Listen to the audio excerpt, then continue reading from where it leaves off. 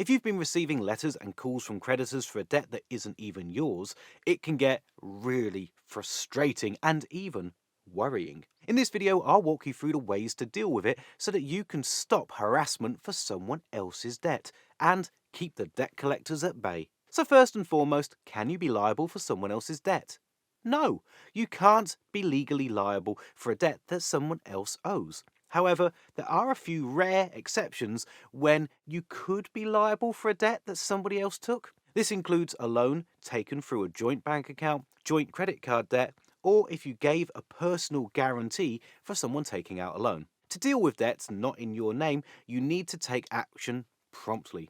If you don't dispute a debt within 30 days of a letter or call, the creditor will assume that you're liable for the debt and continue to try and collect from you. When you're being held liable by the creditor, it's important to sort out the situation by talking to the creditor about any false information that they have. If you're receiving debt letters addressed to a previous resident, just return the letter to the sender and inform them that the actual debtor has moved. If you receive phone calls or texts from an unknown creditor, inform them that it's the wrong contact and the loan wasn't taken in your name. If you receive a text message from a collector for debt collection, it's likely illegitimate, so don't respond and just block the number. If a debt collector comes to your house, don't let them in if the owed money wasn't taken in your name. Ask them to leave or communicate with them from a safe distance, like an upstairs window. If you're being contacted for a family member or relative's debt, you're not liable for any of the owed money. You can inform your relative about the constant letters you receive and ask them to pay the debt off.